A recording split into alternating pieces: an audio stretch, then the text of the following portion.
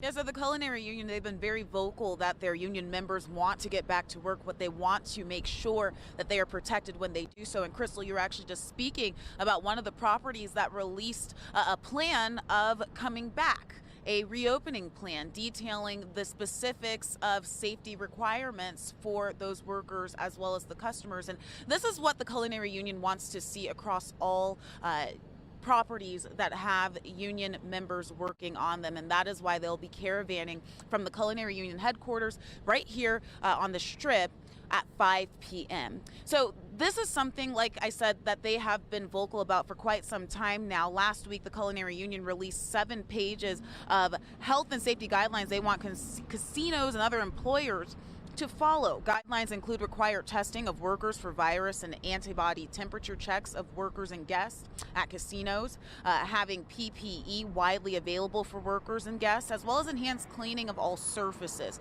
Now, these demands echoed in the public comment section during last week's Nevada Gaming Control Board meeting. The control board requiring casinos to submit reopening plans to the board before reopening, and the Culinary Union says that information should be public. Put out a full 7-page document that details the Culinary Union's proposal regarding public health guidelines ranging from prevention, protection, enhanced cleaning, implementation, and enforcement. If casino companies aren't willing to release their plans of being transparent before reopening, how can customers and workers know they will be safe? Now, I did ask Bethany, well, why are you all deciding to caravan if properties are starting, it seems like they are starting to release some of these guidelines that they wanted. She says until the Culinary Union sees all of the guidelines public at all of the unionized shops, all of the properties that have union workers employed, they are going to keep speaking, and they are not going to stop until they see that. Online classes, postponed graduations. That was the spring semester for many college students everywhere due to COVID-19. Will the upcoming fall semester be any different? Having treatments available or a vaccine to facilitate the re-entry of students into the fall term would be something that would be a bit of a bridge too far. Infectious disease expert Dr. Anthony Fauci says relying on a vaccine to get students back to the classroom normally in the fall likely won't happen by then. He and other medical experts testified before a Senate committee on the administration's response to the coronavirus.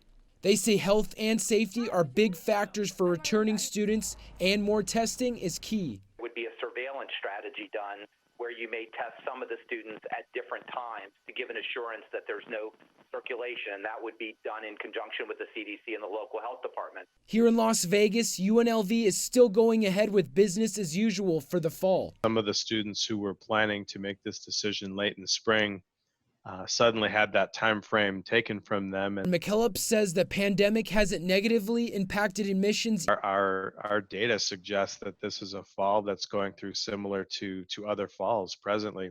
Regardless of what the future holds, McKillop says the university will be ready. That in the event that there's a need to switch or pivot, the institutions have done it already and they know how to do that. Biggest gaming company on the Las Vegas Strip unveiled their plans to get customers back in through the door. Here's our Jeff Gillen with that.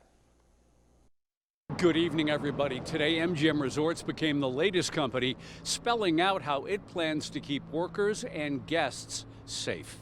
Safe to say, when it does reopen, things will look different at MGM Resorts. Here's what acting CEO Bill Hornbuckle told the Today Show this morning. The key basis to open safely and frankly slowly is it will only occupy about 25% of our spaces. And again, we're going to only open 2 properties here the first week in Las Vegas and about 25% of those guest rooms. Today, the company unveiled a 7-point health and safety plan. The key points: employees will have to get temperature checks and get screened before going inside. They'll have to wear masks, and those who need them will wear gloves. Guests will be encouraged to wear masks. There will be physical distancing throughout the properties. There will be barriers where they're needed. And here's something you'll notice on the casino floor: hand washing stations. MGM Resorts now joins other Strip giants, Wynn, Sands, and Caesars, spelling out the safety measures they'll take in the era of COVID-19. At MGM, John Flynn is the guy in charge of making the plan work.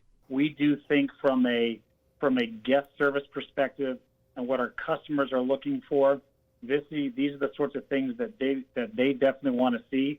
Gaming expert Howard Stutz says the resort's biggest job right now is reassuring a nervous visitor health is job number one. It's a safety issue really for a customer to make them feel comfortable to come back into the property.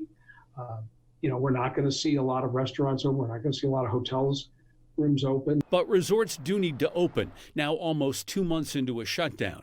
MGM says it will bring 2 resorts online first, New York, and Bellagio. When? Hornbuckle says maybe late this month or early June. In Las Vegas, Jeff Gillen, News 3.